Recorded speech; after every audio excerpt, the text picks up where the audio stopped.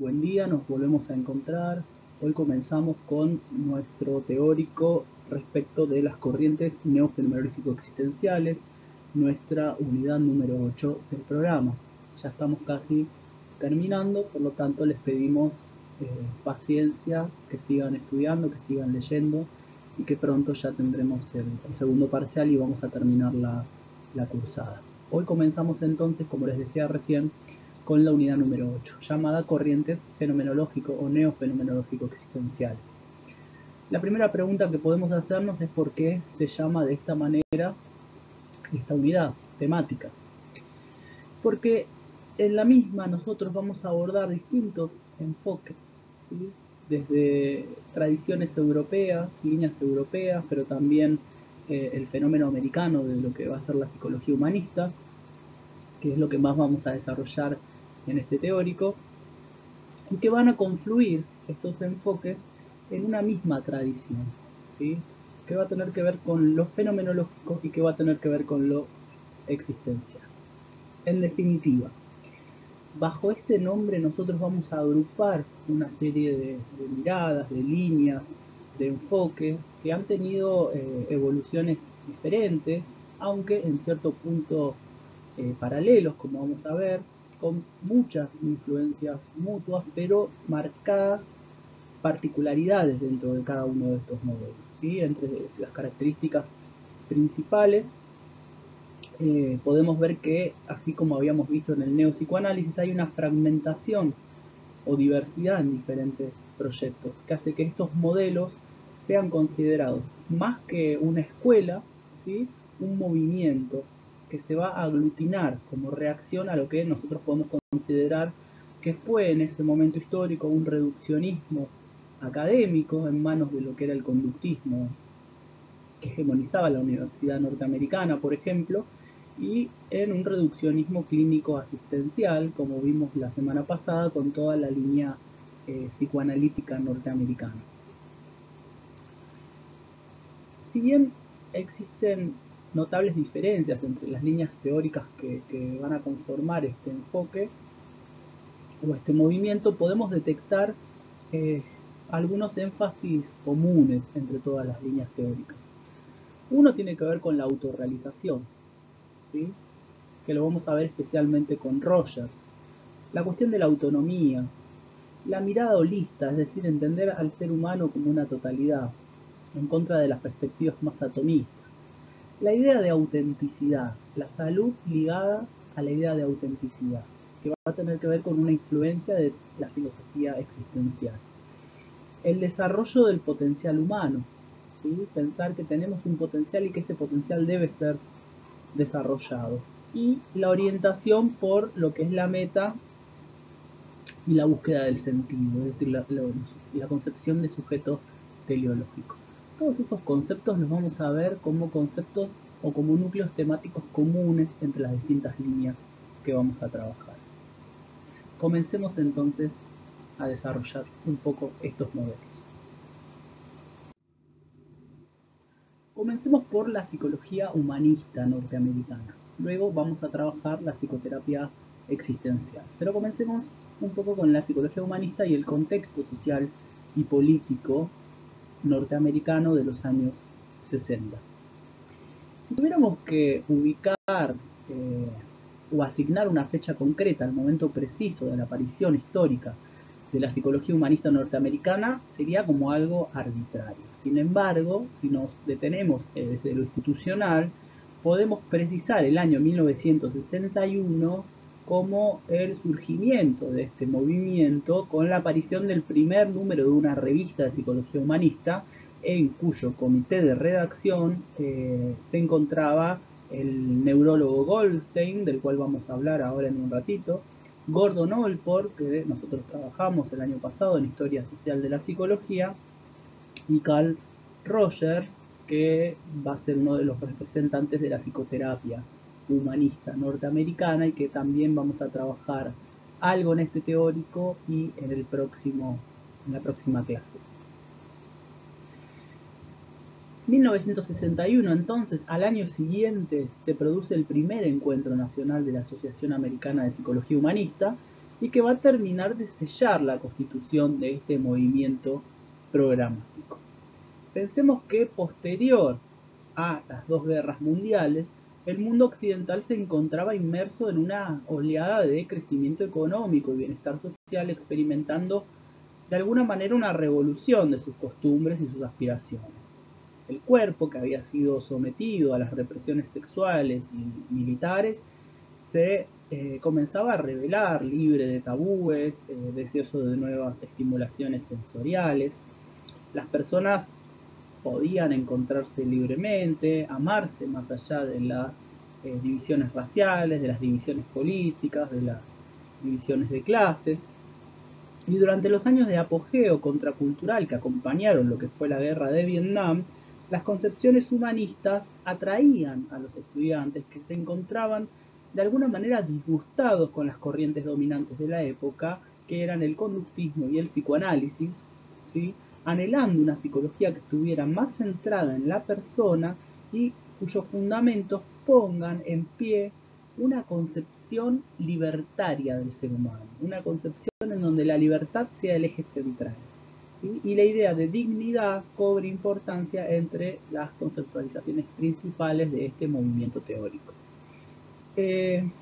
Críticos del modelo fordista y taylorista respecto de las concepciones mecanicistas como elementos de un sistema de trabajo racionalmente organizado, llegaron a una reflexión sobre la condición humana propia de los contextos de crisis frente a lo que eran los desarrollos tecnológicos de la época, ¿sí?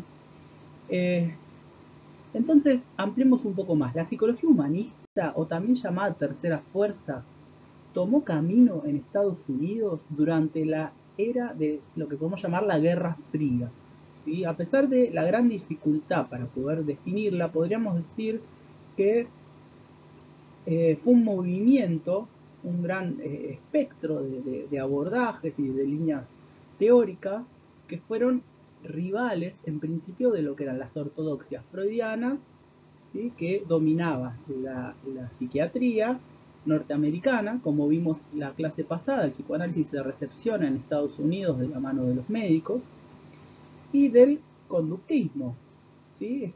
Son críticas del conductismo que dominaba la escena psicológica académica. Pensemos en un Skinner en ese momento dentro de la Universidad Norteamericana desarrollando el condicionamiento y el conductismo operante. Y pensemos también un poco lo que fueron trabajando con Gustavo, ¿sí? En este mismo momento está la revolución cognitiva, ¿sí? Está también el modelo sistémico desarrollándose. Es decir, en estas décadas en Norteamérica sobre todo va a haber una explosión de movimientos, modelos teóricos, modelos psicoterapéuticos y demás. Hoy nos vamos a dedicar básicamente a esta línea de la psicología humanista norteamericana y algo de psicoterapia existencial que vamos a ver finalizando la clase teórica. Recordemos en este punto el texto de Lucio, ¿sí? Que les marcaba un panorama general de la psicología norteamericana muy interesante. Recuerden que afirmaba que en las décadas del 20 y del 30 las escuelas del conductismo, del psicoanálisis y de la psicología de la Gestalt coexistían y perseguían sus respectivos objetivos dentro de la escena norteamericana. Sin embargo, hacia mediados del siglo XX, la Gestalt había perdido un poco su sello particular y había sido asimilada en otras perspectivas, salvo el caso de Kurt Lewin, que había empezado a desarrollar lo que tenía que ver con la psicología de los grupos. Y únicamente el psicoanálisis en el ámbito médico y el conductismo en el ámbito académico seguían teniendo influencia como corrientes de pensamiento. Entonces, Estados Unidos, durante la década del 60, vive, ¿sí?, un panorama bastante complejo. ¿Por qué? Porque en términos económicos atraviesa lo que va a ser la edad de oro, ya que durante 1945, finalizada la Segunda Guerra Mundial, hasta 1973, con el inicio de la crisis económica mundial producto del aumento del precio del petróleo, el capitalismo norteamericano va a vivir una poderosa y una creciente expansión. Este hecho no se circunscribe solo a la coyuntura estadounidense, ya que en esos años hay se considera una gran época de prosperidad económica, al menos para los países desarrollados del mundo occidental. Es decir, claramente hay una ruptura entre la coyuntura sociohistórica estadounidense, entre lo que fue la primera y la segunda mitad del siglo XX, siendo la Segunda Guerra Mundial el hecho histórico que va a promover esta ruptura en las estructuras sociales, políticas, económicas y culturales. Y la psicología no va a ser ajena a todo ese contexto social, político y cultural. Estos cambios, ¿sí?, que recién planteamos se van a cristalizar en lo que se denominó la Guerra Fría, que fue una consecuencia directa de la finalización de la Segunda Guerra Mundial, ¿sí?, con la derrota de Hitler en Alemania, Mussolini en Italia. Entonces, esto va a marcar el inicio de un enfrentamiento entre lo que fue el bloque capitalista, de la mano norteamericana, y el bloque comunista soviético, los cuales, si bien habían sido aliados durante la Segunda Guerra Mundial, dejaron de lado sus diferencias ideológicas en pos de vencer a un Hitler y a un Mussolini, pero que comienzan luego una guerra que fue denominada fría porque nunca hubo un enfrentamiento directo entre Estados Unidos y la Unión Soviética, aunque sí existieron una multiplicidad de enfrentamientos en lo que fue denominado el tercer mundo, es decir, aquellos países que no estaban alineados ni a la órbita estadounidense ni a la órbita soviética, pero que sí sufrieron el impacto de las tendencias ideológicas que enfrentaban a ambos bloques y que buscaban superar la dicotomía de este enfrentamiento. Esta Guerra Fría duró hasta 1989 con la caída del muro de Berlín, ¿sí?, lo que dio cuenta de la derrota de lo que es el bloque soviético y la generalización del capitalismo como sistema económico a escala planetaria, enmarcado en el contexto de lo que nosotros conocemos como la globalización económica y que instauró al neoliberalismo como una matriz ideológica y praxeológica a nivel mundial, digamos, a fines del siglo XX hasta la actualidad de alguna manera, ¿sí?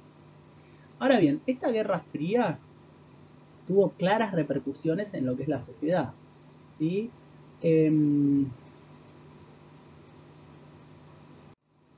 Entre ellas, el nivel de enemistad entre ambos bloques generó, por ejemplo, en la propia sociedad norteamericana una fantasía con respecto al miedo al comunista. Si nos recordamos a la persecución a Wilhelm Reich por el gobierno norteamericano, tenemos que pensarlo también en este contexto.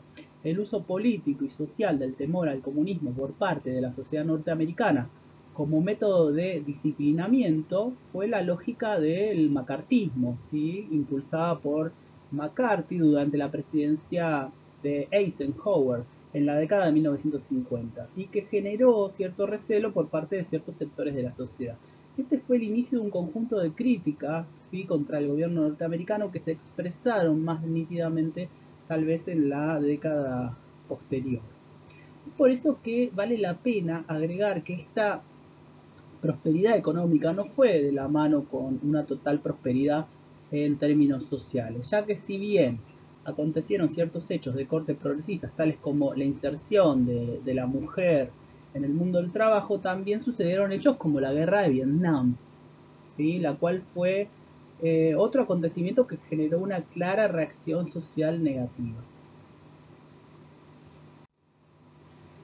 En ese panorama, el rol de los psicólogos humanistas fue en clara consonancia con la tendencia social de la época, ¿sí? Fueron amplios cuestionadores a las medidas del gobierno norteamericano, llegando no solo a la adherencia ideológica de estos movimientos, sino que también comenzaron a participar de las marchas en oposición a lo que fue la guerra de Vietnam. Justamente en el plano cultural hubo un proceso revolucionario, ya que se enfatizó y resaltó el rol de sectores sociales históricamente oprimidos y silenciados en la historia, las mujeres, los negros, la lucha contra el racismo protagonizada por ejemplo, Martin Luther King, el movimiento hippie, eh, la población LGTB, con la aparición del movimiento del orgullo LGBT en la década del 70, el cual buscó la adquisición de mayores derechos para este colectivo social. Entonces, en un contexto norteamericano problemático de mucha convulsión social y política, se van a dar movimientos antibélicos en contra de la guerra de Vietnam, manifestaciones frente a los asesinatos de Martin Luther King, de Kennedy, violentas protestas raciales que van a tener lugar en las principales ciudades, ¿sí?, norteamericanas.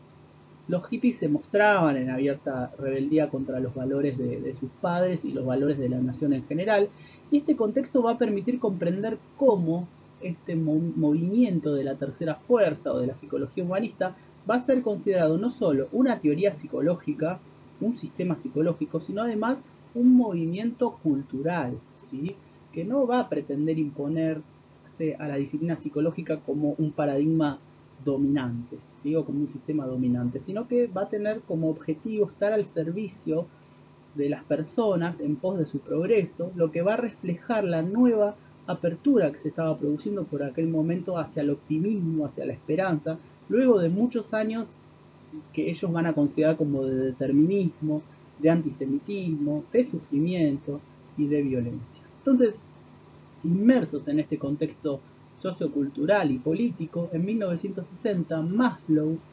Rogers, otro autor como Rollo May, se van a reunir por primera vez para aunar voluntades, para aunar esfuerzos en defensa de lo que va a ser una psicología humanista. Y van a constituir, como decíamos anteriormente, la Asociación de Psicólogos Humanistas, que va a ser una organización que va a celebrar su primera reunión nacional en los años 60. También, como decíamos hace un rato, la revista, ¿sí? Y este movimiento se va a aglutinar y se va a desarrollar en torno a esa asociación y a esa revista, y le va a conceder prioridad a la validez de lo que es la experiencia humana, a los valores, a las intenciones, a los significados de la vida.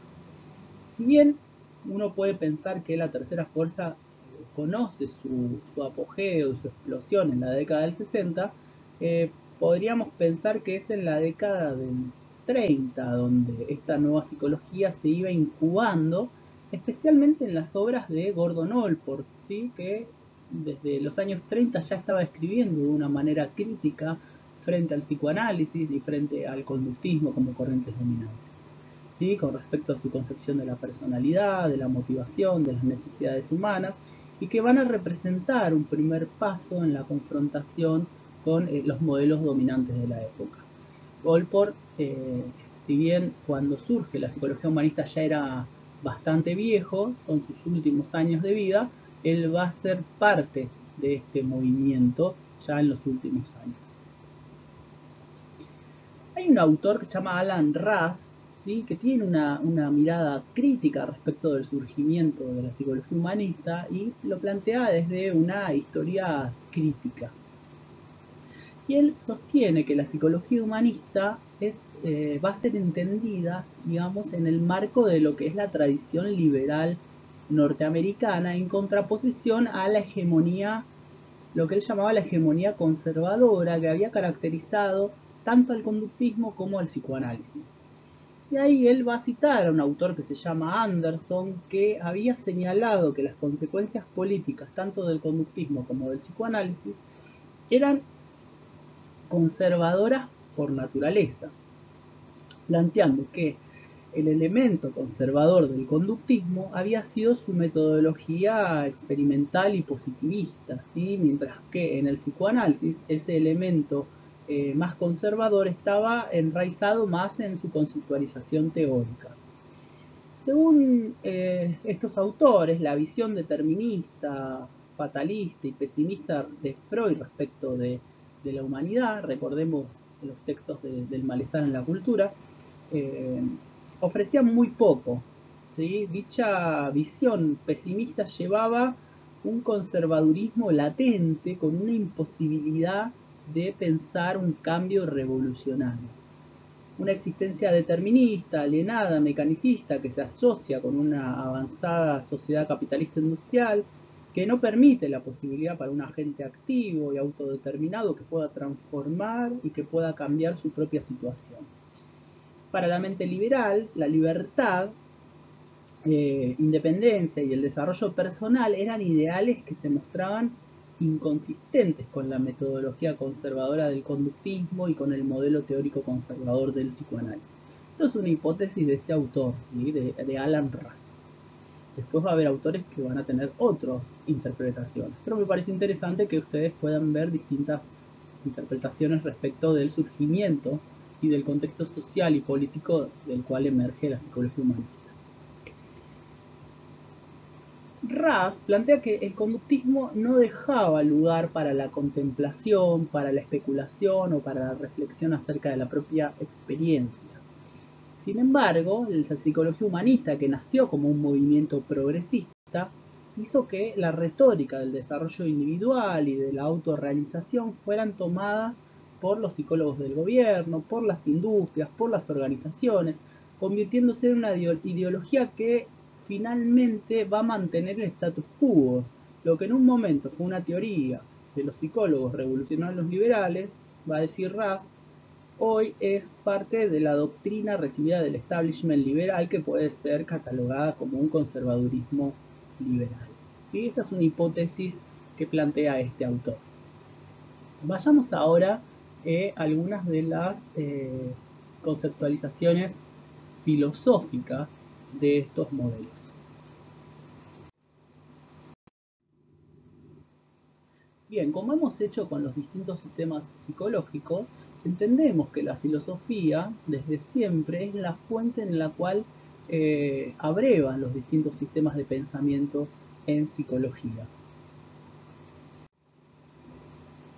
En este punto nos interesa basarnos, ¿sí?, en estas cuestiones filosóficas y exponer algunas nociones que la filosofía ha sostenido sobre la naturaleza del sujeto, sobre el problema del conocimiento, sobre las ideas que luego en el decurso histórico han hallado correspondencia con distintos sistemas de pensamiento y modelos de mente o de sujeto enunciados por las distintas corrientes psicológicas, ¿sí? Entonces, nos interesa cómo distintos autores han coincidido en señalar en este punto de la discusión filosófica el sostenimiento de dos grandes modelos o dos sistemas conceptuales antagónicos que hemos ido viendo a lo largo de la cursada y también en la historia social de la psicología, cuyos desarrollos eventualmente se cristalizan en dos tendencias diferentes de concepciones psicológicas, ¿sí? Este antagonismo de base ontológica y epistemológica va a impregnar muchos de los desarrollos enunciativos de nuestra disciplina y perdura aún hasta nuestros días, ¿sí? La tradición, ¿sí?, aparece además desde una especie de geopolítica de la psicología y se corresponde con una tradición angloamericana de cuño empirista y ambientalista, con Locke, con Berkeley, con Hume, y una tradición europea de raigambre más innatista, priorista, la cual reconocería su origen en Descartes y continuaría con Leibniz, con Kant, ¿sí? Y por otro lado nosotros podemos incorporar además otro modelo más de inspiración materialista dialéctico presente en la obra de Vygotsky, que constituye los desarrollos de la escuela histórico-cultural rusa, con un eje central en el lugar del lenguaje y en el lugar de la cultura. Pero vayamos a los dos grandes modelos clásicos, ¿sí?, para ver dónde vamos a ubicar todos los autores que vamos a trabajar dentro de este sistema psicológico. En esa línea, recordemos que el psicólogo norteamericano Allport, comentando las ponencias realizadas en el Congreso 14, Congreso Internacional de Psicología, cuya temática era la teorización respecto de la personalidad, él reconocía dos tipos de psicología que monopolizaban la casi totalidad del haber investigativo, del haber conceptual, y que él las llamaba las corrientes angloamericanas y las corrientes centroeuropeas. Y encontraba en la segunda, digamos, el fundamento de las corrientes que nosotros vamos a analizar en estas clases teóricas de este modelo teórico. Nuestro derrotero en busca de antecedentes, digamos, de los modelos fenomenológicos existenciales, nos conduce a esta segunda tradición conceptual, en la que sucesivos pensadores fueron consolidando cada vez con mayor rigor y mayor extensión aquello que nosotros podíamos darle el nombre de capacidades humanas, entendiendo que el psiquismo era autodinámico, que estaba organizado, que estaba manejado con fuerzas propias, con una naturaleza innata, con una natural tendencia al movimiento. Mientras que las corrientes más de cuño empirista, como nosotros vimos por ejemplo en el conductismo, sostenían que la mente humana era en su origen una hoja en blanco y sobre ella las sensaciones iban garabateando los contenidos, siendo el ambiente, recuerden, el verdadero constructor del psiquismo. Estas psicologías que adherían a las posiciones empiristas, además continuaban con tenacidad adheridas a lo que era el atomismo gestado por los primeros asociacionistas y concebían al psiquismo construido por elementos, ¿sí? Esta idea de abajo hacia arriba, nacido de la sumatoria de elementos, ¿sí? Lo que desde Hume era la suma de ideas simples, que a su vez daba lugar a ideas complejas y que desde la suma de ideas complejas daba lugar al pensamiento. Que nosotros, por ejemplo, desde el conductismo o de otras corrientes objetivas, podemos pensar como la suma de condicionamientos reflejos o la suma de los refuerzos que dan como resultado a la personalidad. Ante ese enfoque, Europa continental va a oponer su tradición más holista, más gestáltica, con esta idea de que el todo es más que la suma de las partes, y va a afirmar que la organización o la totalidad indican la función, en todo caso, de cada uno de los elementos. Es decir, el todo es más que la suma de esos elementos. El primer filósofo que nosotros tenemos nombrado y que ustedes van a ver en el texto que tienen para leer en la parte de teóricos de Vilanova es Leibniz, ¿sí? Que nació en 1646 y murió en 1716. Radicado en la Universidad de Leipzig, se va a oponer a Locke planteando que nada hay en el intelecto que no haya ingresado por los sentidos, y lo que va a decir Leibniz es que excepto el intelecto mismo, que en realidad es una entidad innata. Y cada unidad del universo, al cual él va a llamar mónadas, va a estar en relación con el resto, imperando en la totalidad una armonía preestablecida. A su vez, las verdades de la razón, entendidas como disposiciones para comprender el sentido del mundo, eran innatas.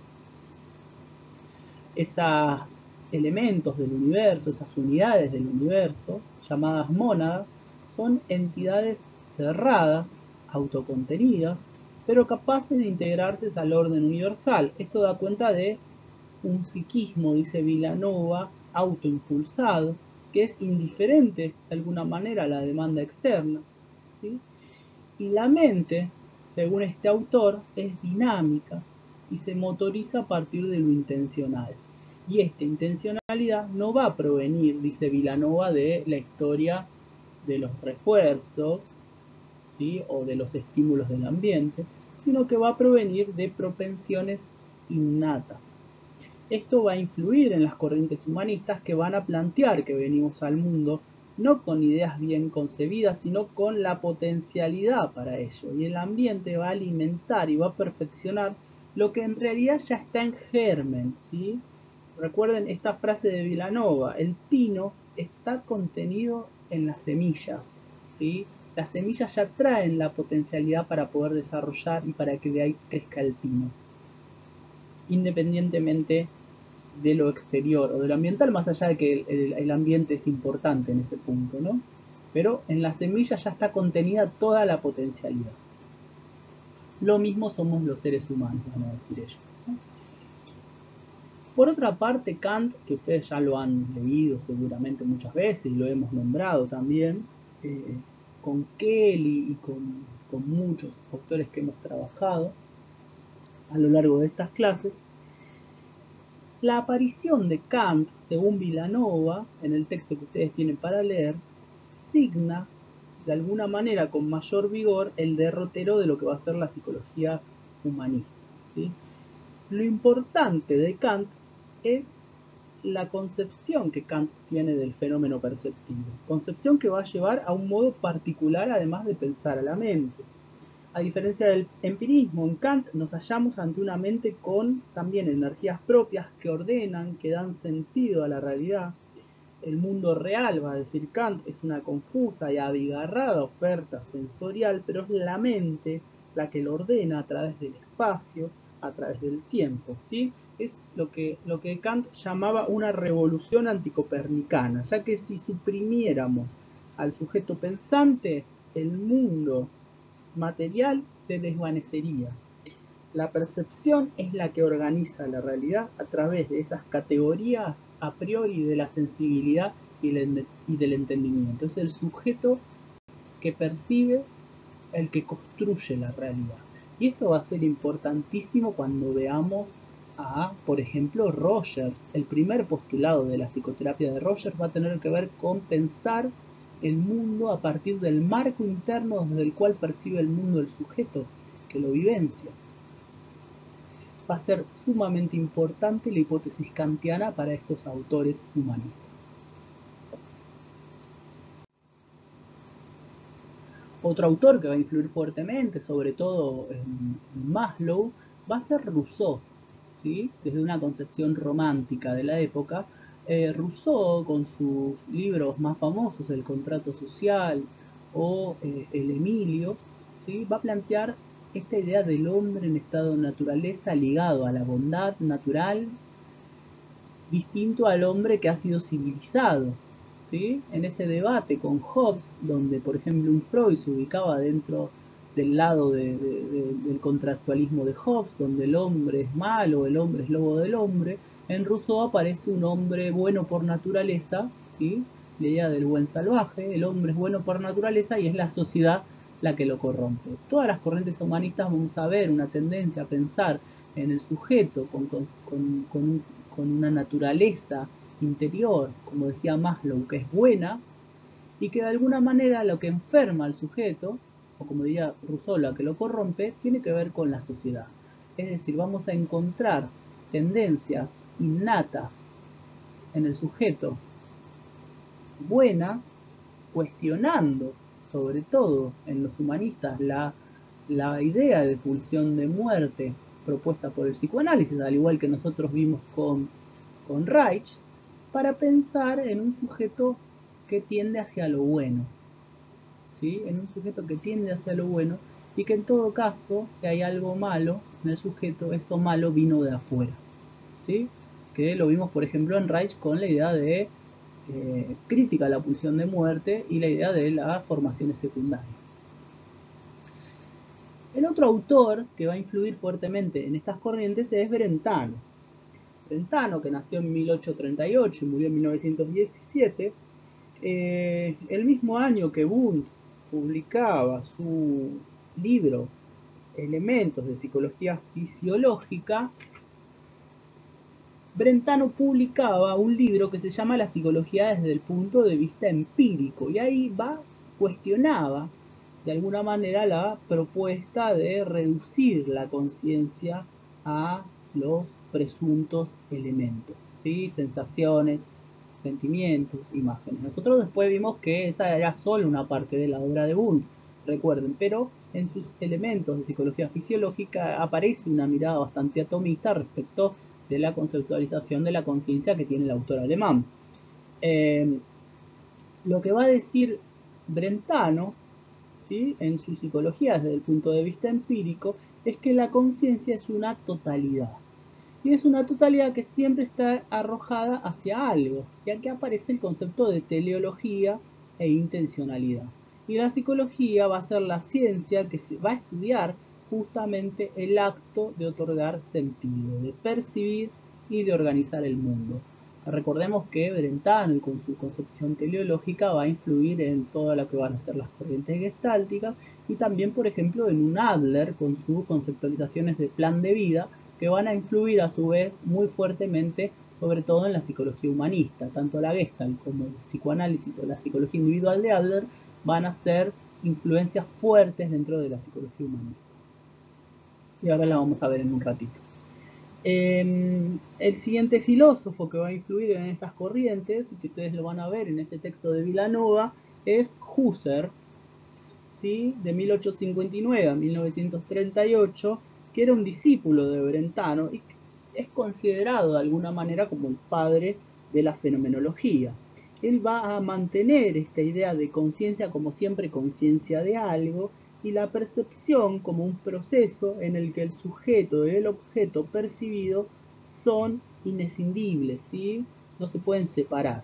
Así como en Descartes la duda era el método, en Husserl, ¿sí? La epogé fenomenológica va a tomar el lugar de la duda.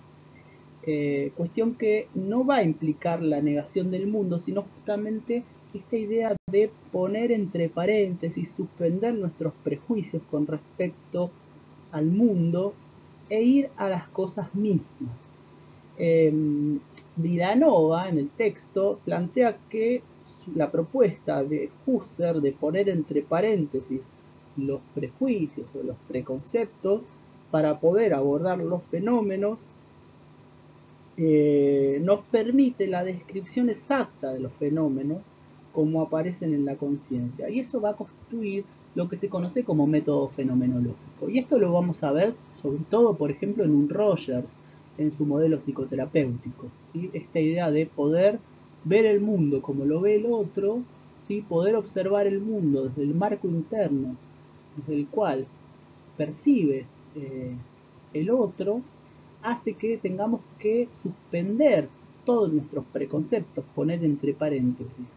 Y aparece esta dimensión también en Rogers de la empatía o de la comprensión empática del otro. Yo tengo que suspender todos nuestros prejuicios y poder entender que el otro está viendo el mundo tal como lo está viendo desde su propio marco interno. Esta idea de empatía y demás, y de comprender, nos abre otra gran influencia a estos modelos, que es el comprensivismo de Wilhelm Dilthey.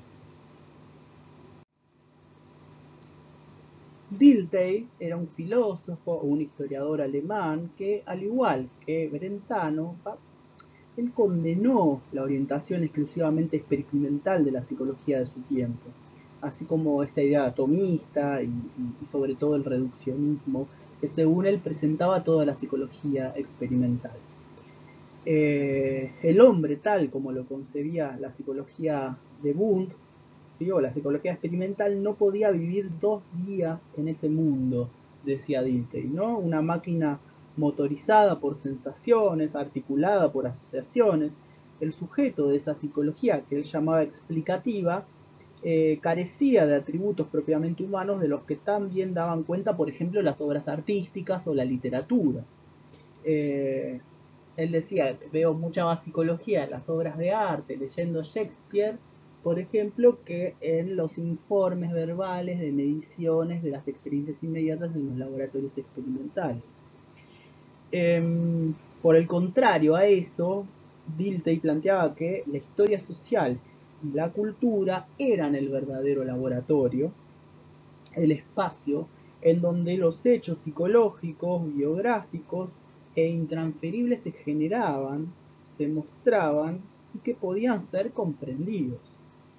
Recordemos que, por ejemplo, un Brunner, en su crítica a la primera revolución cognitiva, cuando escribe ese libro que ustedes leyeron, Más allá de la revolución cognitiva, el estudio apropiado del hombre, justamente ese ir más allá de la revolución cognitiva asociada a la metáfora computacional, presentaba el estudio apropiado del sujeto retomando, por ejemplo, a un Dilthey, ¿sí? Y a esta idea de que somos sujetos sociales y sujetos históricos, ¿sí? De ahí esta idea de pensar no desde los modelos, por ejemplo, estímulos-respuestas, sino con la idea de acción situada.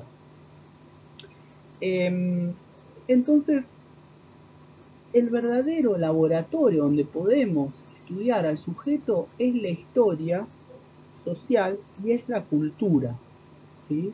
Son las ciencias que él llamaba del espíritu, el fundamento de la psicología. Entonces, él va a diferenciar justamente las ciencias naturales que van a explicar de las ciencias sociales o las ciencias del espíritu que van a comprender. Y así como Husserl le va a otorgar al método fenomenológico esta entidad de suspensión de prejuicios, esta idea de apogeo, Dilthey va a incorporar la idea de comprensión. Desde la comprensión podemos captar el significado, los intereses, el mundo interno de la persona. Recuerden esto en Rogers, que es de alguna manera movida, ¿sí?, por una fuerza que Dilthey llamó la voluntad viva, ¿sí?, en donde aparece esta tesis de un hombre autoactivo, de un sujeto total, de un sujeto holista. Y en dirección contraria a, por ejemplo, un Durkheim o un Marx, Dilthey creía justamente que las ciencias del espíritu debían descansar sobre conocimientos psicológicos. La sociedad justamente era mente o era espíritu objetivado o proyectado hacia afuera. Por eso Dilthey recurre a la psicología para poder entender lo social, porque si lo social es mente proyectada hacia afuera, tenemos que estudiar o indagar cuál es la disciplina que se ocupa de lo mental. Ahora, cuando él va a la psicología, justamente se encuentra con esa psicología de los aparatos de bronce y experimental y hace una propuesta de otro tipo de psicología más emparentada a lo que son las ciencias del espíritu. Bien. La siguiente corriente que va a tener una influencia dentro de la psicología humanista y dentro de lo que es la psicoterapia existencial es el existencialismo, ¿sí?, que se desarrolla como movimiento luego de la Segunda Guerra Mundial. Es un movimiento que nace de la resistencia francesa justamente a los nazis y como reacción contra lo que se consideraba la despersonalización operada por las corrientes de pensamiento científicos imperantes en esos momentos. Así afirmaban de alguna manera, como un poco como Dilthey o como lo que estábamos trabajando recién, la singularidad, la historicidad de la persona, y van a compartir este movimiento existencialista va a compartir una preocupación común, ¿sí?, el destino de la existencia humana, y van a tratar de recuperar la importancia, por ejemplo, de los sentimientos, de la elección, de la individualidad, esta idea del ser en el mundo, de la libertad relacionada a lo que es la responsabilidad, y va a aparecer la idea de la autenticidad, y que esto va a ser central para las corrientes humanistas existenciales y las corrientes gestálticas que nosotros vamos a trabajar. Recuerden esta idea de la autenticidad que es propia del modelo existencial.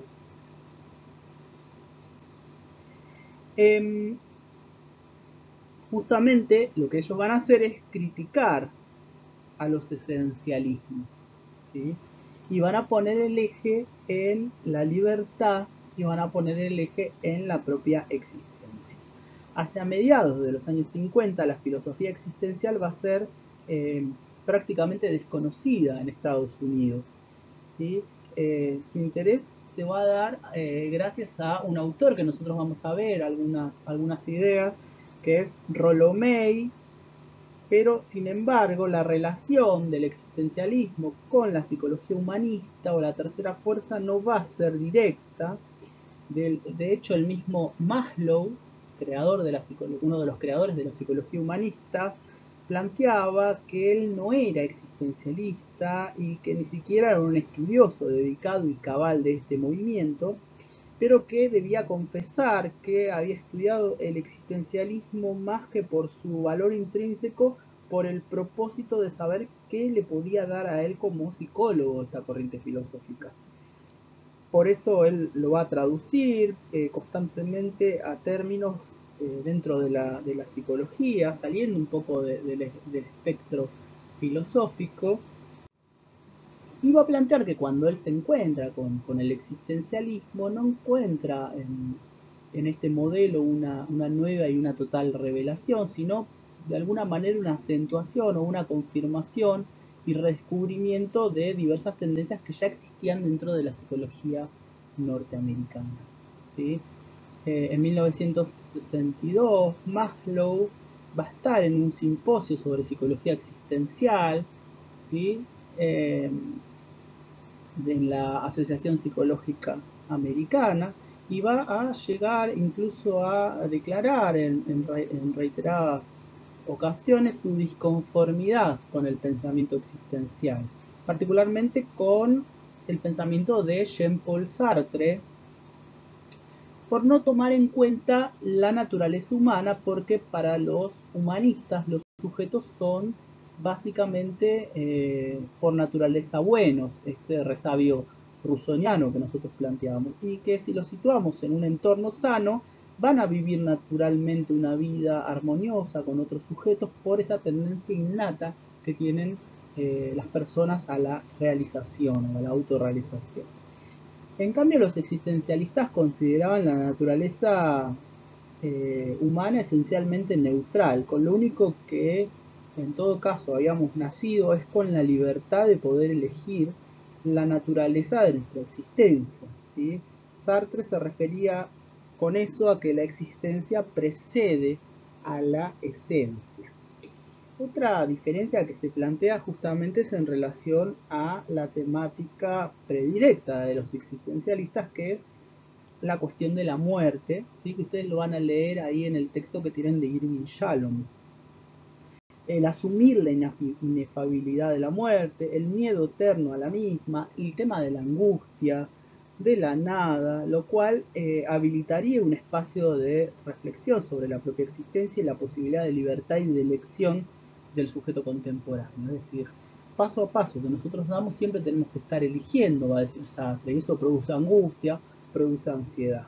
Los humanistas omiten estas cuestiones por considerarlas tal vez demasiado complejas, oscuridades, pesimismos, especulaciones, y se presenta desde una perspectiva más optimista, más ordenada y más clara. El mismo Rogers, en una entrevista que le realizan, él declara no haber recibido ninguna influencia de la filosofía existencial. En consecuencia afirma haberla descubierto una vez que sus puntos de vista ya estaban formulados y sostiene al respecto: encontré que existían grandes coincidencias, pienso que los autores que causaron mayor impacto en mí fueron, por ejemplo, Kierkegaard, pero ni Heidegger ni Sartre, en cambio, influyeron nunca en mis investigaciones.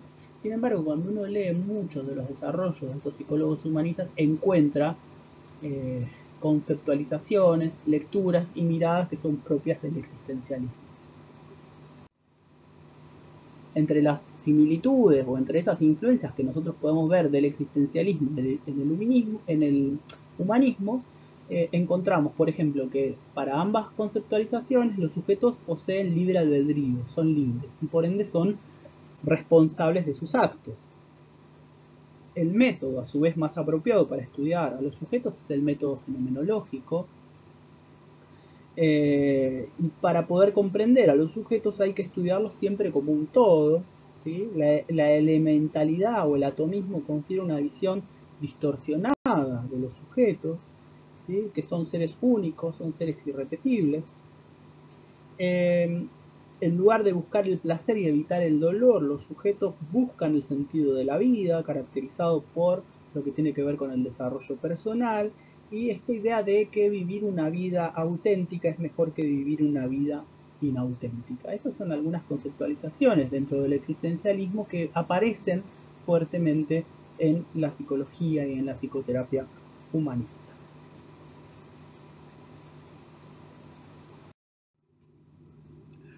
Vayamos ahora a los antecedentes teóricos y referentes de la psicología humanista. Hay un autor que se llama Villegas Besora, que tiene un texto sumamente interesante respecto de esta temática, que lo pueden encontrar en internet, Villegas Besora, Psicología Humanista, donde les hace todo el desarrollo histórico y teórico de estas corrientes. Él plantea que el movimiento de la psicología humanista es en consecuencia un fenómeno genuinamente americano, y lo es por sus promotores y por las fuentes también en que estos autores se fueron inspirando. Y él dice: la influencia más básica de todas, aunque es la más distante en el tiempo es sin dudas la del funcionalismo norteamericano de William James. En el marco del pragmatismo, James publica en 1907 una pequeña monografía llamada La energía del hombre, en donde él se preguntaba por las condiciones especiales que permitían las manifestaciones de insospechadas fuentes de energía, de amor, de creatividad en la vida cotidiana o en la vida ordinaria de las personas. A este planteo de James van a responder sin duda las primeras investigaciones que nosotros hemos visto de Maslow sobre la gente autorrealizada, las experiencias cumbres, como aquellas experiencias en el momento en el que el potencial humano se actualiza. Y a su vez James había escrito en su libro Principios de Psicología de 1890 una descripción de los estados de conciencia a través de la introspección. La importancia y significación personal, es decir, la individualidad o la idiosincrasia, eran el criterio personal, la libre voluntad, la capacidad de compromiso, la capacidad de decisión. Y al igual que William James, otro funcionalista, Stanley Hall, que ya lo hemos nombrado varias veces, sobre todo en la recepción, en la invitación a Freud a la Universidad Norteamericana, donde viajó junto con Jung y dictó las famosas 5 conferencias en la Universidad de Clark, invitado por Stanley Hall. Stanley Hall, al igual que James, en este punto quería una psicología de la totalidad del ser humano, ¿sí? Una mirada holista. Ambos pensaban que la psicología debía explorar la vida afectiva, ¿sí? Tanto James como Stanley Hall entendían que la psicología debía explorar la vida afectiva, que de alguna manera subyace al intelecto, en orden a poder comprender la esencia justamente de la humanidad. Entonces, en Villegas Besora aparecen estas conceptualizaciones del funcionalismo norteamericano, en William James y en Stanley Hall, como antecedentes remotos, pero importantes para ver cómo se fueron dando determinadas condiciones de posibilidad para que un par de décadas después aparezcan estos intereses y estas líneas representadas en lo que va a ser la psicología humanista en Norteamérica. La otra corriente fuerte, ¿sí?, va a tener que ver con la psicología gestáltica. La razón de que la fenomenología americana no haya seguido un curso histórico superponible a la europea radica en el hecho de que la psicología en este país, en Estados Unidos, de alguna manera tiene como cierta carencia de lo filosófico, ¿sí? Recordemos que Nancy Sher decía que la psicología surge rápidamente en Estados Unidos porque la filosofía era un suelo virgen, digamos, no había mucha tradición filosófica dentro de ese país. En realidad, el primer contacto de la psicología americana con, por ejemplo, el método fenomenológico se va a hacer justamente a través de la psicología de la Gestalt, cuyas lecciones van a influir en lo que va a ser la psicología humanista. Recordemos que la psicología gestáltica, los psicólogos gestálticos emigran con el nazismo a Estados Unidos y llegan a Estados Unidos intentando insertarse dentro del ámbito académico que estaba hegemonizado por las posturas más anglo representadas por el conductismo, y que van a tener muchos desarrollos en Europa, poco en Estados Unidos, que se va a disolver rápidamente, pero que van a dejar algún tipo de impronta en Norteamérica y de la cual la psicología humanista va a ser heredera.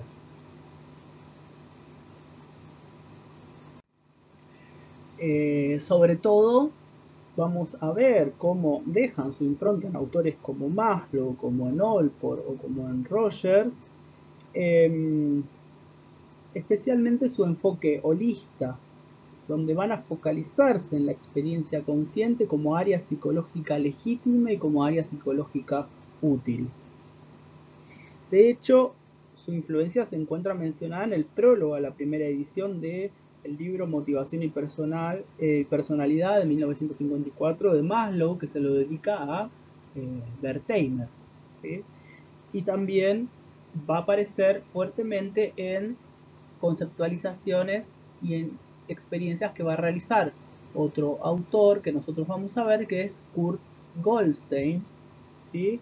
Un neuropsiquiatra alemán radicado en Estados Unidos y que va a tener una perspectiva gestáltica. Podemos afirmar que Kurt Goldstein tiene el mérito histórico de haber introducido los fundamentos de lo que van a ser las nociones de tendencia actualizante, de tendencia a la autorrealización, de organismo o de experiencia organísmica.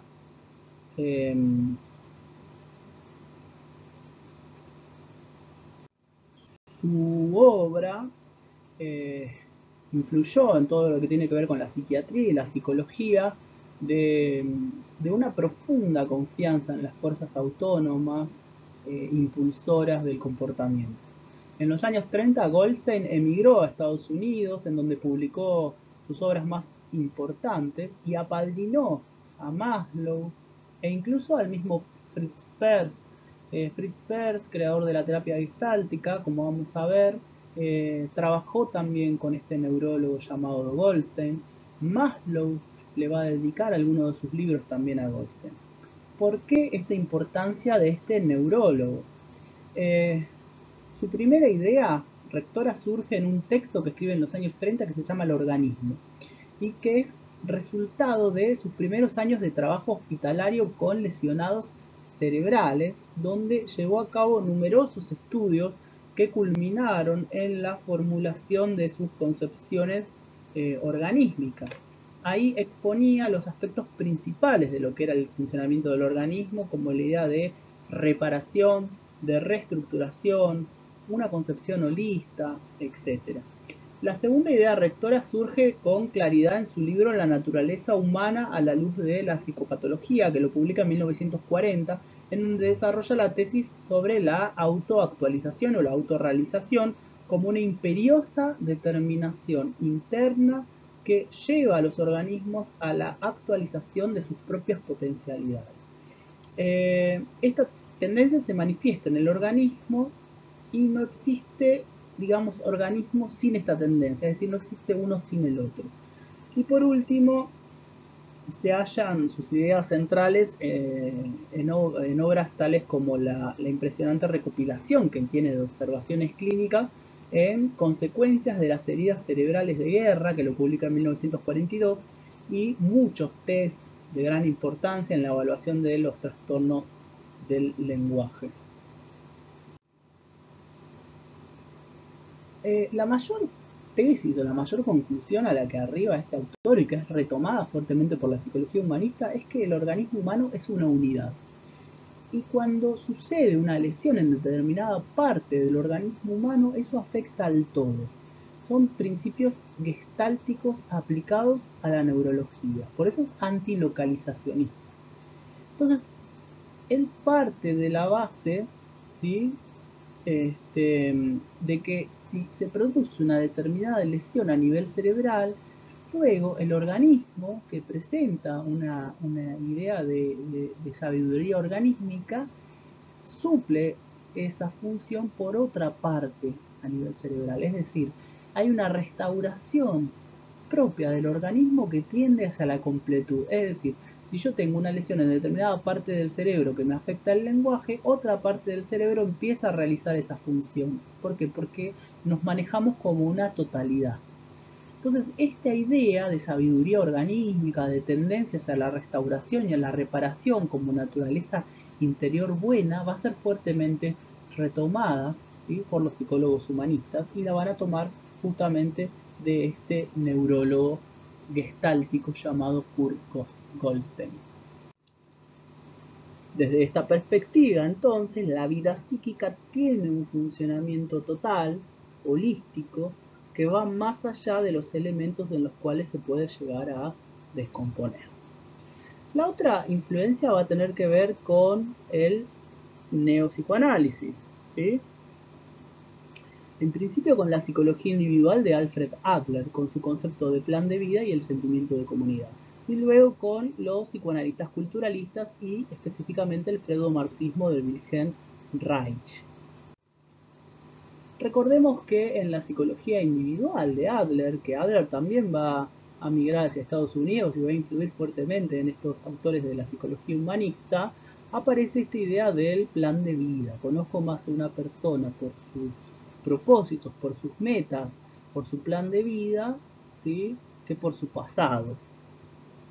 Recuerden que aparece esta misma idea filosófica propuesta por Brentano de la teleología, tanto en los psicólogos humanistas, tanto en la psicología de la Gestalt, con esta idea de la ley del cierre, de darle la buena forma a las cosas, como en Alfred Adler con su concepto de teleología o con su idea de plan de vida.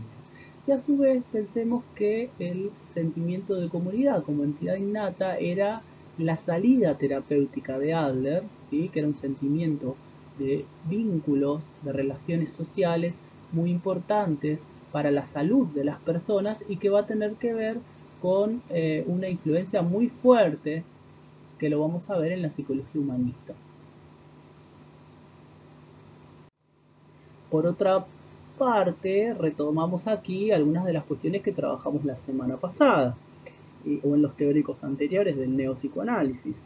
Como en Norteamérica el neopsicoanálisis también va a dar lugar a esta línea de la psicología humanista, también va a influir, en esta psicología humanista. Recordemos que en 1909 Freud dicta en la Clark University una serie de conferencias acompañado por Jung y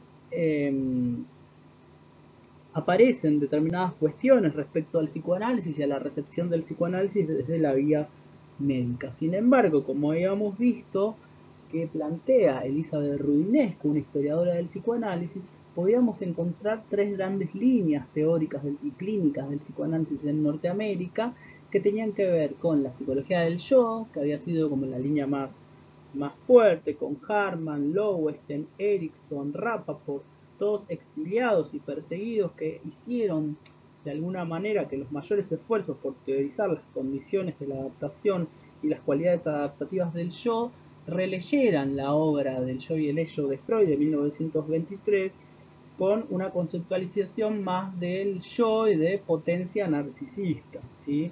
Si hay algo recurrente en el psicoanálisis y en toda la psicología de la época, tiene que ver con el concepto, sobre todo en Norteamérica, tiene que ver con el concepto de la adaptación. La otra escuela que nosotros habíamos visto tenía que ver con la escuela de Chicago, con Alexander a la cabeza, que tuvo un gran impacto en nuestro país en relación a lo biológico y a lo psicosomático, y sobre todo el culturalismo. Y nosotros cuando leamos los autores humanistas vamos a ver que toman a los psicoanalistas culturalistas como parientes de alguna manera. Esto lo dice Irving Yalom en el texto que ustedes tienen para leer de teórico. Los neopsicoanalistas culturalistas son parientes de los psicólogos existenciales y de los psicólogos humanistas. Y estos culturalistas, como vimos la semana pasada con Erich Fromm, Karen Horney, Sullivan, van a hacer confluir al psicoanálisis con la obra de antropólogos como Malinowski, como Margaret Mead, empezando a pensar al psicoanálisis, corrigiéndolo del biologicismo, corrigiéndolo del Freud de las pulsiones, del desarrollo psicosexual y evolutivo, a partir de lecturas de un Freud más cultural, de un Freud de Totem y Tabú, de un Freud de la psicología de las masas, ¿sí?, del malestar en la cultura, con un impacto más allá de lo terapéutico, aliado a lo que son las ciencias sociales, con objetivos, ¿sí?, de reforma social y política bastante amplios, ¿no? Recuerden la cuestión del miedo a la libertad de Fromm, el arte de amar, la sociedad sana, en donde lo que se plantea es en qué medida el psicoanálisis podría ayudar a entender las condiciones subjetivas de la libertad, ¿sí? ¿Qué hay de la historia individual, de la construcción subjetiva que hace que los sujetos puedan o no vivir en regímenes autoritarios? Entonces aparece fuertemente esta cuestión de la libertad y que va a ser tan importante para las corrientes humanistas.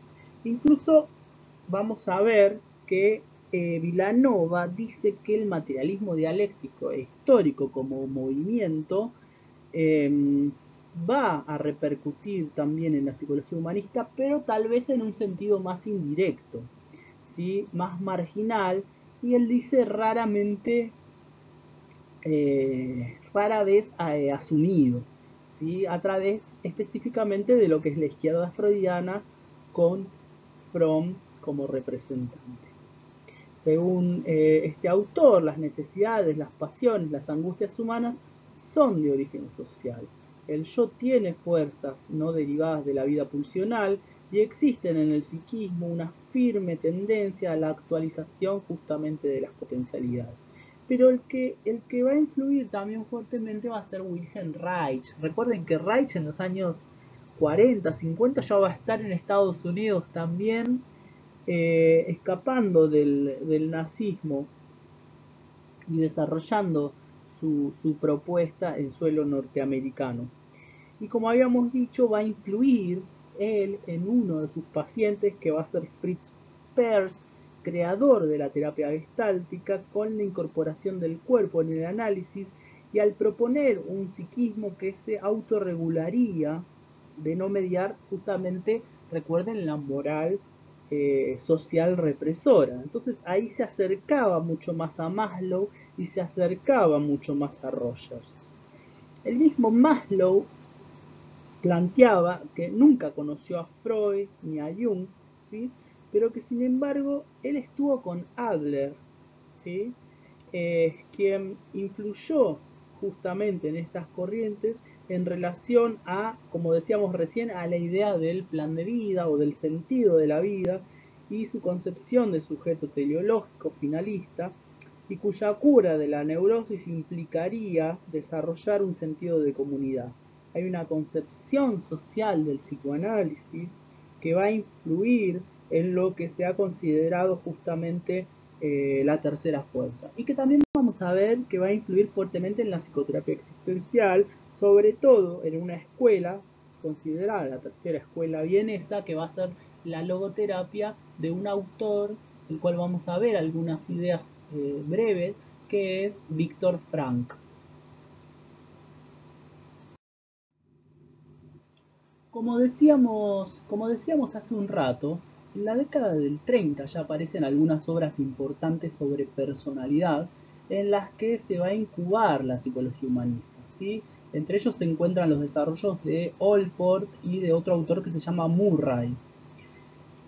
Allport, denominado por Vilanova como el embajador de la cultura centroeuropea en Norteamérica, en Estados Unidos, preocupado por el auge del conductismo en el ámbito académico y del psicoanálisis en el ámbito terapéutico, y sobre todo el desarrollo que habían tenido los test mentales a consecuencia de las guerras mundiales, los famosos Army Test, desarrolló una teoría de la personalidad pensando en la característica esencial del ser humano, que es la singularidad, entendiendo que el estudio de la mente en general, como se la venía estudiando hasta ese momento, era el estudio de la mente de nadie y que nada nos decía de la persona que tenemos delante, ¿sí? En su libro Psicología del Ego, él va a criticar terriblemente a las psicologías que no utilizan modelos o metáforas humanas, sino modelos de otro orden para explicar el comportamiento humano, como raros sonidos epistemológicos para la psicología. Él decía, extrapolar datos de investigaciones con animales a los seres humanos eran sonidos de berrido del modelo animal, ladridos, ¿sí? Ruidos que producen las ratas de laboratorio y los perros. A las primeras analogías entre la mente y la computadora, que se empiezan a producir también en la década del 50 con la primera revolución cognitiva, ¿sí? También produce ruidos, ¿sí? Chirridos, ruidos de máquinas, no de seres humanos. Y lo mismo en relación al psicoanálisis, que no solo se basa en conceptos del orden de lo universal, descuidando el estudio de la singularidad, sino que además se centra en los sucesos de la infancia para poder entender al sujeto del presente. Son malos sonidos epistemológicos, son chillidos, ruidos de chicos irritados. Hay una autonomía, va a decir él, va a proponer, hay una autonomía funcional de los motivos que siempre son contemporáneos y no hay que ir allá a lo lejos y hace tiempo para poder comprender al adulto de hoy, sino a sus motivos que son siempre actuales y son siempre contemporáneos. Por otra parte, Maslow va a trasladar los conceptos gestálticos y fenomenológicos al campo de la motivación humana, considerándose el iniciador oficial de la psicología humanista. Desde unas fuertes críticas a los modelos psicopatológicos de Ribot y toda la línea psicodinámica centrada en el estudio de lo enfermo, Maslow planteaba que nunca estudiando enfermos mentales ni viendo cómo una mente se enferma, vamos a poder comprender los alcances y límites cumbres de la mente humana. Lo que hay que ver es cómo una mente se autorrealiza y a eso se llega cuando la persona escucha su naturaleza interior. Naturaleza buena o neutra, jamás mala, que le va a decir qué necesidades debe satisfacer el organismo. Cuando dejamos de escuchar esa naturaleza organística, es ahí donde el psiquismo se va a enfermar. Por ende, hay que favorecer la escucha de esa voluntad de salud, de ese impulso de autorrealización y de esa búsqueda de la propia autenticidad. Estas conceptualizaciones Maslow las va a retomar de Goldstein y que será además retomado en la clínica que nosotros vamos a ver de Carl Rogers. El concepto de autorrealización uno podría pensar que proviene de la antigüedad, por lo menos algunos autores plantean que viene desde Aristóteles. Lo que él planteaba era la tendencia innata por manifestar las características o la esencia de cada especie. Por ejemplo, la bellota tenía tendencia a convertirse en roble y a exhibir las características del roble. De hecho, Carl Jung reintrodujo el concepto de autorrealización en el psicoanálisis o en su psicología analítica, y al igual que Maslow y que Rogers, entendió a la autorrealización justamente como la realización o la actualización del potencial de un individuo, ¿sí? Carl Rogers, del cual voy a decir solo alguna idea central porque lo vamos a abordar una clase entera a partir de la próxima semana, donde vamos a desarrollar todo su modelo teórico y clínico, pero que sin embargo me parece que es importante decir alguna idea central en el marco de lo que son las corrientes humanistas. De alguna manera podemos decir que este autor, ¿sí?, que nació en 1902 y murió en 1987 en Norteamérica, en lo que es el mundo clínico, él quebró, o uno de los que quebró el monopolio médico en los asuntos de la asistencia psicológica, ¿sí? Y dio lugar a los primeros estudios sobre psicoterapia escritos por un psicólogo, dando lugar a la investigación de procesos dentro de ese campo. También en Rogers, los seres humanos, al igual que en Maslow, eran concebidos como poseedores de una tendencia innata a actualizar sus potencialidades desde su propio nacimiento. El organismo se orienta en dirección al mantenimiento de su vida, a la expansión de sus capacidades, a la diferenciación de sus funciones y por ende se comporta como una totalidad, como una gestalt, tomando en cuenta las sabias indicaciones de su propia experiencia organística. Esta hipótesis de una tendencia a la autoactualización o una tendencia actualizante nos brinda un modelo explicativo muy distinto a los modelos de reducción de tensión, ¿sí?, como habíamos visto con el psicoanálisis. Toda la materia viva no tiende a la descarga o al nivel mínimo de tensión, va a decir Rogers, sino a la búsqueda constante y creciente de tensión. Rogers va a partir del supuesto básico de que la persona siempre posee los recursos propios para su propia autocomprensión y por consiguiente su autorrealización. Y en este sentido, por ejemplo, desde su modelo terapéutico, la figura del terapeuta va a ser como si dijéramos un compañero de viaje, ¿sí?, un partero de almas, un facilitador, para que la persona pueda desarrollar los recursos. Lo único que va a hacer el terapeuta, ¿sí? Es desarrollar 3 actitudes que van a tener que ver con la autenticidad y la congruencia, con la aceptación incondicional, valorando siempre sin juicios ni expectativas personales, ¿sí?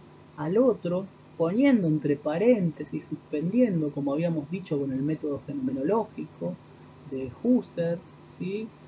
Comprender al otro, como habíamos dicho con Dilthey, aceptar incondicionalmente al otro, poder ver el mundo como lo ve el otro, que tiene que ver también con la idea de empatía o de comprensión empática. ¿Sí? Partimos en Rogers vamos a partir de esta premisa fenomenológica de que los sujetos ven el mundo desde sus propios marcos interpretativos, desde sus propios marcos internos. Por lo tanto, el terapeuta debe convertirse, va a decir Rogers, en un cálido espejo del consultante.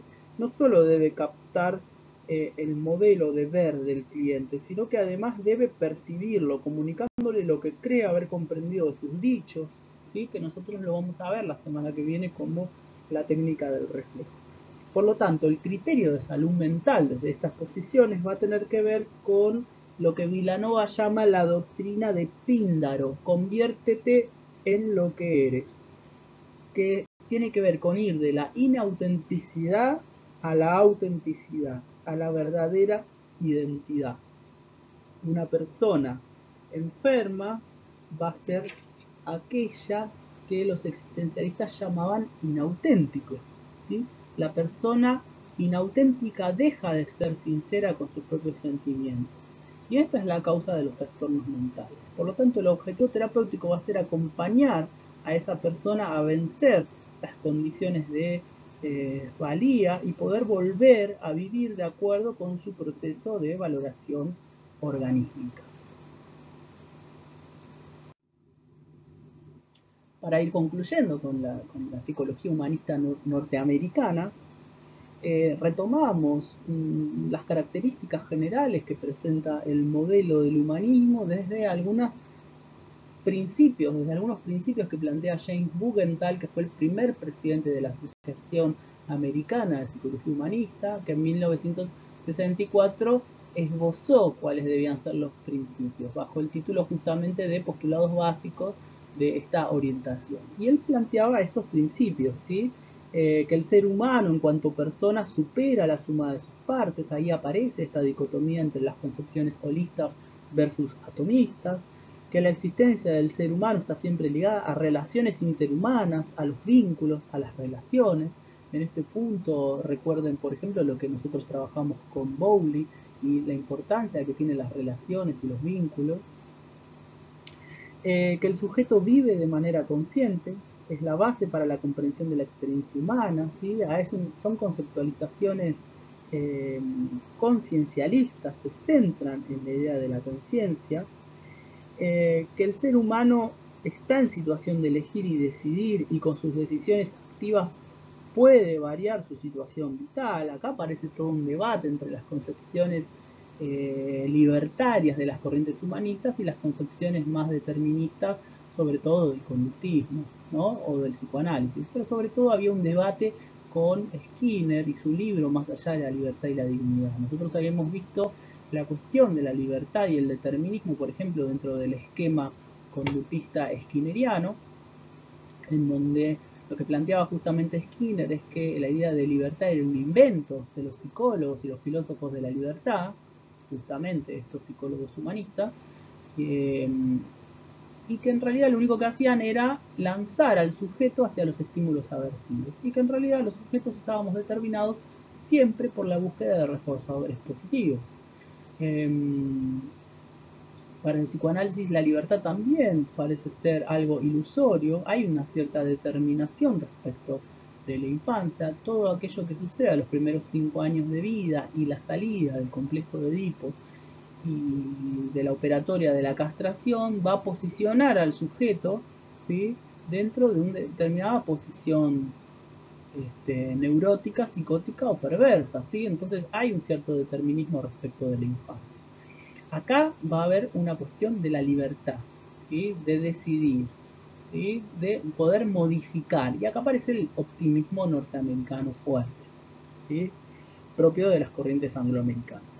Y fíjense, el ser humano está orientado hacia una meta a través de sus intenciones, propósitos y actos volitivos, estructura una identidad personal que los distingue de otros. ¿Sí? Acá aparece fuertemente la conceptualización filosófica de Brentano y sobre todo la influencia que Adler tuvo dentro de estas corrientes psicológicas americanas con su concepto de plan de vida.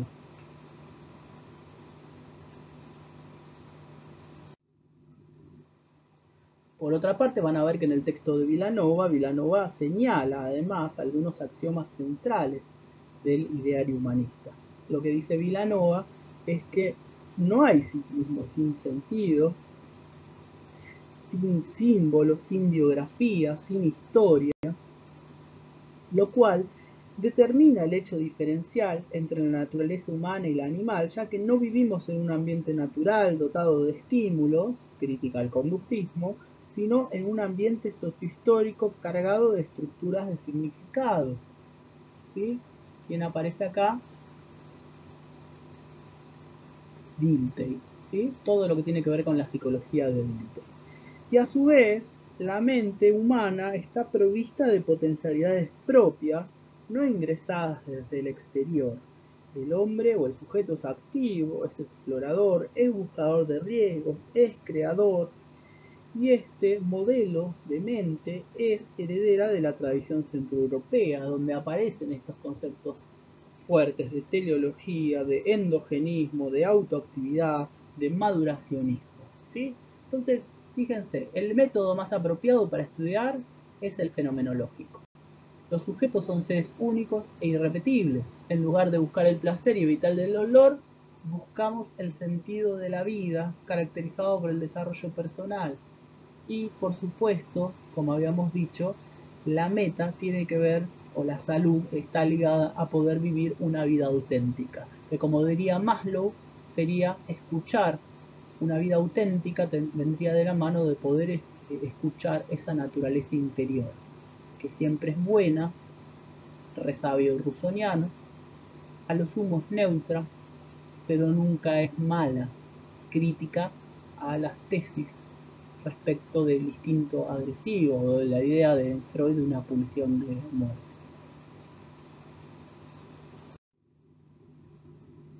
Vayamos ahora brevemente a lo que Irving Yalom llama la psicoterapia existencial, que según este autor son los primos europeos de la psicología humanista. Si bien están ubicados como los primos europeos, nosotros dentro de ese modelo vamos a ubicar a Rollo May, psicoterapia existencial, pero que es un autor norteamericano. Vamos a ubicar a la logoterapia de Viktor Frankl, que vamos a desarrollar algunas líneas dentro de esta clase. Y vamos a ubicar a Fritz Perls con su modelo de la terapia gestáltica. El modelo de la terapia gestáltica que vamos a desarrollar la clase que viene es un modelo que va a conjugar al psicoanálisis culturalista de Erich Fromm, Karen Horney, con la vegetoterapia de Wilhelm Reich, quien fue su analista, con la psicología gestáltica.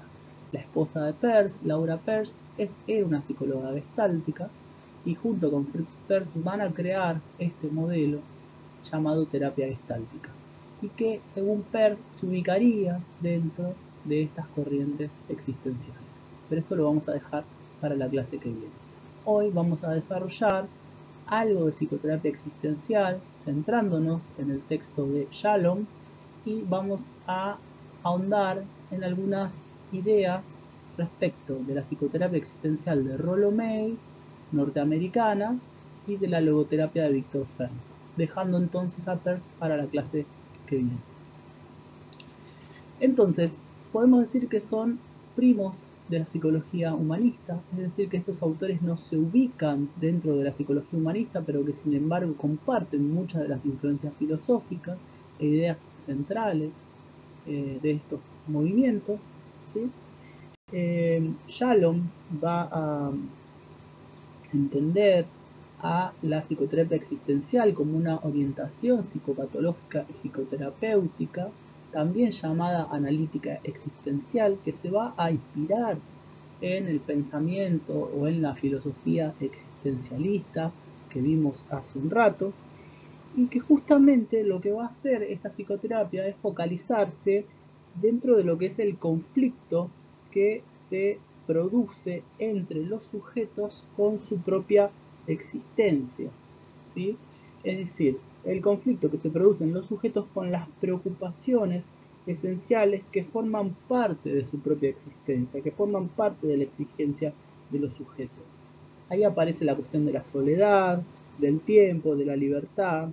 Son preocupaciones esenciales, ¿sí?, que Shalom delimita como la muerte, como la libertad, como el aislamiento, ¿sí?, y como la falta de sentido. Ustedes van a ver que Shalom resume brevemente algunas de estas ideas en este texto que ustedes tienen para leer, entendiendo, por ejemplo, a la libertad como algo que implica que no tenemos debajo de nuestros pies ningún suelo, sino que debajo de nuestros pies hay un abismo, hay un vacío, y que a su vez eso nos produce una falta total de sentido. Nos produce, por supuesto, angustia, y desde estas líneas van a entender a la cuestión de la angustia como el combustible, como la nafta, ¿sí?, como la fuerza que lleva a lo psicopatológico, al sujeto a enfermar. Vayamos ahora a algunas ideas centrales del pensamiento de Rollo May.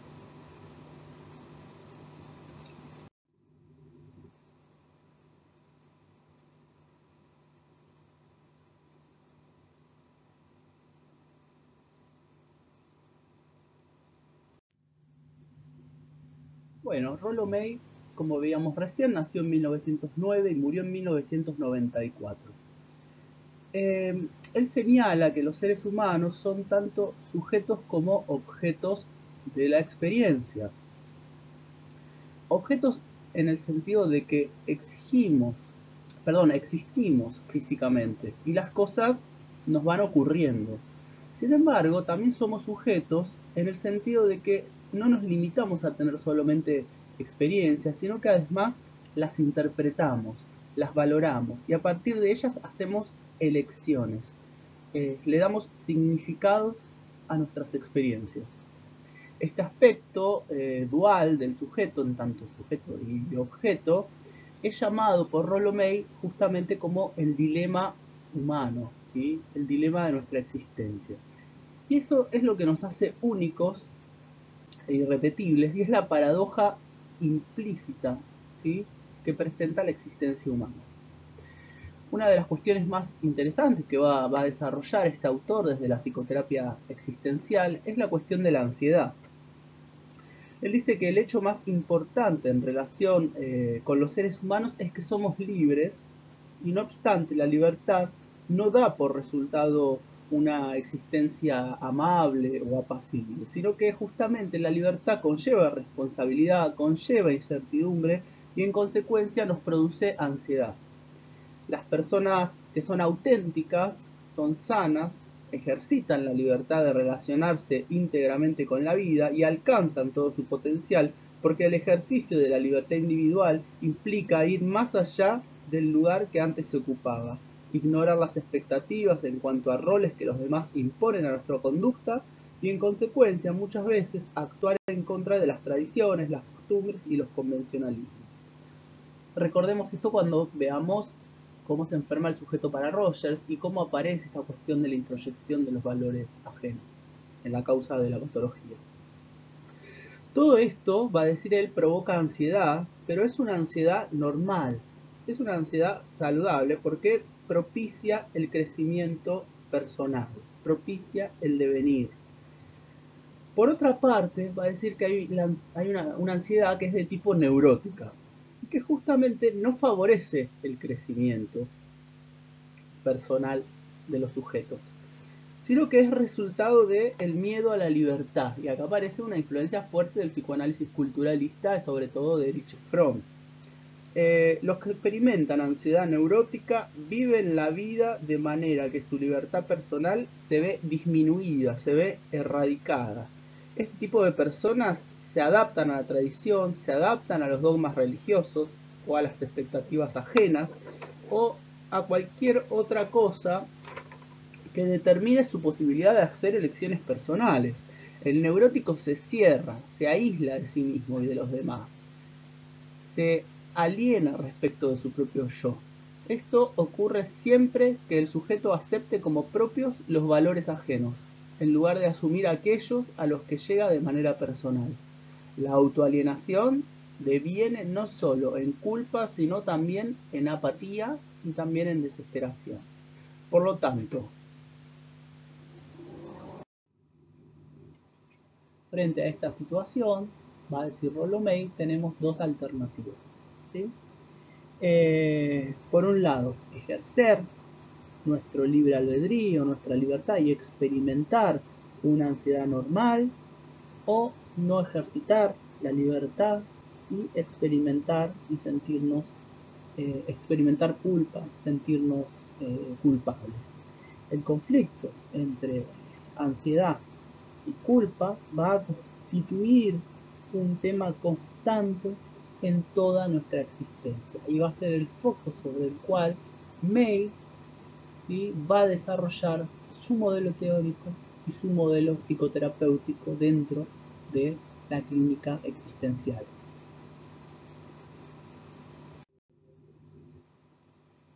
Vayamos ahora brevemente a los desarrollos de Viktor Frankl, ¿sí?, que fue un psiquiatra austríaco que nació en 1905 y murió en 1998, creador de lo que se conoce como logoterapia.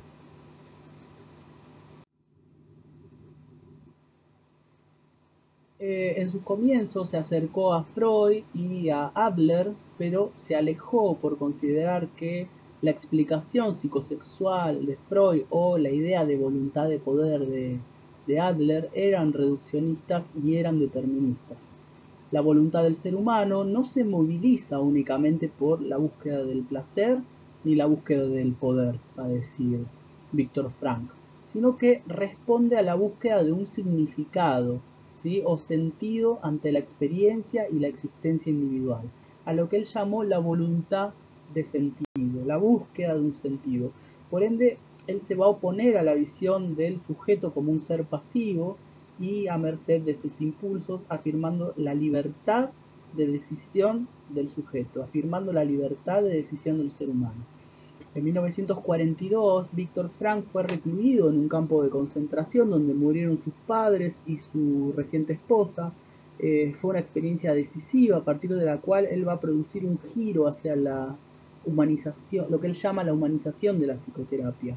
En 1946 él escribe un libro llamado Un psicólogo en un campo de concentración, que se editó posteriormente como El hombre en búsqueda de sentido, que seguramente lo deben conocer o lo habrán visto en muchas librerías, todavía se sigue reeditando. Es un hermoso texto, un hermoso libro, y que es uno podría decir que es una reformulación de esa experiencia, que se convierte en un mensaje optimista o un mensaje de esperanza. Él plantea, el ser humano puede ser desposeído de todo excepto de su propia existencia, y aún así persiste en la búsqueda inclaudicable de sentido. Y en ese texto ustedes van a ver que comienza citando a Nietzsche, quien tiene un porqué para vivir, puede soportar cualquier cómo, y va a sostener que aquellos prisioneros que encontraban un sentido a su existencia o a sus vidas, aún en esas dramáticas condiciones, eran los más aptos para poder sobrevivir. Él mismo ahí desarrolla las bases de su teoría, que iba escribiendo en mínimos papelitos, y esa misión a cumplir ayudó a que pudiera soportar situaciones de mucho sufrimiento cuando se perdía el punto de apoyo espiritual. Él dice que sobrevenía un derrumbe psíquico por el cual se encerraban en una apatía espiritual, sobrevenía un derrumbe psíquico que los conducía rápidamente a la muerte, a los prisioneros, a sus compañeros. Frank recuerda a un psicólogo norteamericano que un día le preguntó si él era psicoanalista, a lo cual él le respondió que no exactamente psicoanalista, sino psicoterapeuta, ¿no? Frank dijo que, el psicólogo, perdón, dijo que en el psicoanálisis los pacientes deben recostarse en un diván y contar cosas que a veces resultan muy desagradables de decir. Para Frank, en la logoterapia, el paciente permanece sentado, bien derecho, pero tiene que oír cosas que a veces son muy desagradables de escuchar. La logoterapia, ¿sí? Conocida también como la tercera escuela vienesa, quiere decir que la primera es la de Freud, la segunda es la de Adler y la tercera es la de Adler. Es un método menos introspectivo y retrospectivo, mira más bien al futuro, mira más bien al sentido y a los valores que la persona quiere realizar en el futuro, ¿sí? Tiene una concepción de base teleológica, al igual que las otras corrientes que estuvimos trabajando en este módulo, y que le viene de herencia adleriana fuertemente. En el tratamiento de la logoterapia, el paciente se enfrenta con el sentido de su propia vida y a continuación debe confrontar su conducta con ese sentido de la vida. El neurótico pretende escaparse o no enfrentarse con su tarea concreta en la vida, y volverlo consciente de su sentido de la vida puede ser una ayuda para poder superar esas neurosis, ¿no? El objetivo es volverlo consciente de ese sentido de la vida. El sujeto no solo encuentra un sentido a su vida, sino que además descubre qué es lo que la vida espera de él. Por eso Frank va a plantear que el sentido no se inventa, sino que el sentido se descubre. El sentido de la vida se descubre en la vida misma. Y no interesa lo que uno espere de la vida, sino que lo que la vida espera de uno. En ese sentido, el modelo de Frank de persona es tripartito, ¿sí? Aparece el cuerpo, aparece la mente, pero también aparece la idea de espíritu, ¿sí? Siendo lo espiritual la genuina dimensión del ser humano. Lo espiritual es una necesidad primaria de encontrarle un sentido a nuestra propia existencia. Fíjense esa frase: ¿qué daría yo por estar asediado por el temor de castración y no por la ansiosa pregunta, la atormentadora duda de si mi vida habría tenido, en el momento de mi muerte, un sentido? Por supuesto, está haciendo una crítica al psicoanálisis.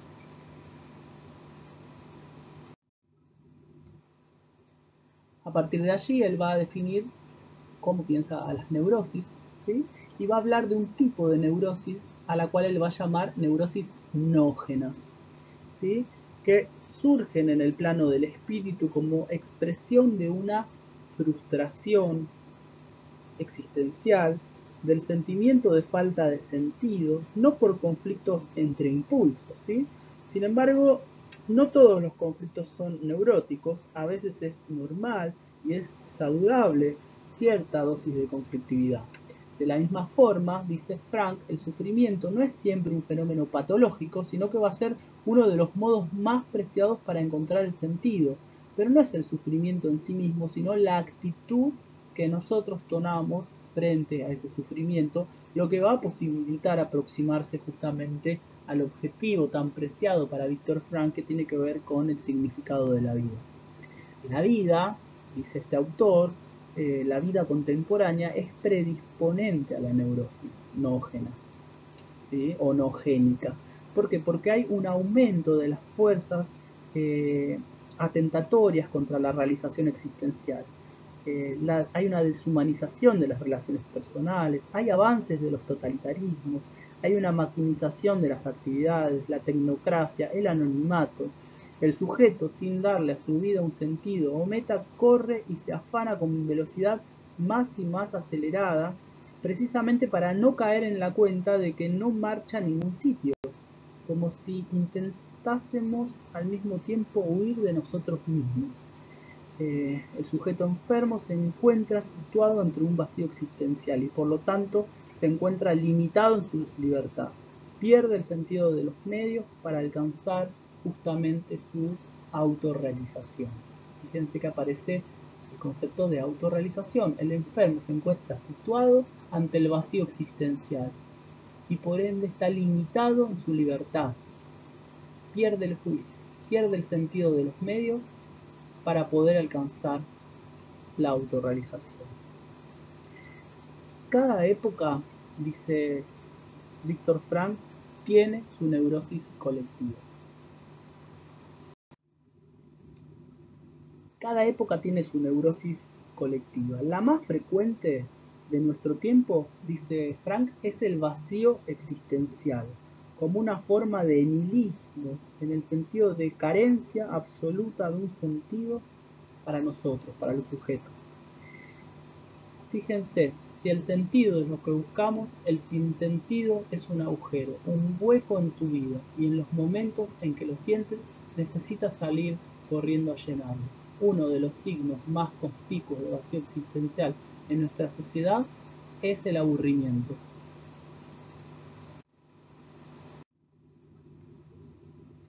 Al hombre se le puede arrebatar todo salvo una cosa, la última de las libertades humanas, la elección de la actitud personal ante un conjunto de circunstancias para decidir su propio camino. La libertad es la característica de lo humano, pero es una libertad para comprometerse, para tomar posición frente a los condicionamientos. El sujeto es un ser responsable que debe responder a las cuestiones que la vida le plantea. Técnicamente, la logoterapia como modelo terapéutico, teórico y terapéutico, ¿sí?, atiende más al futuro que al pasado, da importancia a lo vivencial, enfatiza el encuentro comprensivo del terapeuta con el paciente. El terapeuta es un guía en este punto que ofrece caminos alternativos en la búsqueda de significado que haga su vida digna de ser vivida.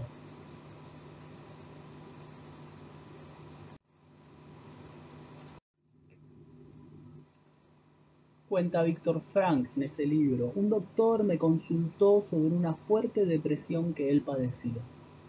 Era incapaz de sobreponerse al dolor del fallecimiento de su esposa, con quien había sido muy feliz. Me abstuve de comentarle algo, y en vez de ello le pregunté, ¿qué habría sucedido, doctor, si usted hubiera muerto primero y su esposa lo hubiera sobrevivido? Su respuesta fue que para ella hubiera sido terrible, sufriría muchísimo. Ante lo cual repliqué, ¿lo ve, doctor? Usted le ha ahorrado a ella todo ese sufrimiento, pero para conseguirlo ha tenido que llorar su muerte y sobrevivir. El sufrimiento, va a decir Frankl, deja de ser sufrimiento en cuanto encuentra un sentido, como suele ser el sacrificio. Por lo tanto, como decíamos hace un rato, en el psicoanálisis los pacientes deben recostarse en el diván y contar cosas que a veces resultan muy desagradables de decir. Pues bien, en la logoterapia el paciente permanece sentado, bien derecho, pero tiene que oír cosas que a veces son muy desagradables de escuchar. Para terminar esta primera clase de estos modelos terapéuticos y teóricos, y clínicos, que hemos trabajado desde la psicología humanista y desde la psicoterapia existencial, me pareció interesante leerles este fragmento de Albert Camus de su libro El verano de 1953. En el medio del odio me pareció que había dentro de mí un amor invencible. En medio de las lágrimas me pareció que había dentro de mí una sonrisa invencible. En medio del caos me pareció que había dentro de mí una calma invencible. Me di cuenta, a pesar de todo, que en medio del invierno había dentro de mí un verano invencible. Y eso me hace feliz, porque no importa lo duro que el mundo empuje en mi contra, dentro de mí hay algo mejor empujando la vuelta. Bien, espero que les haya gustado. Nos escucharemos entonces en las próximas clases. Un abrazo a todos y a todas.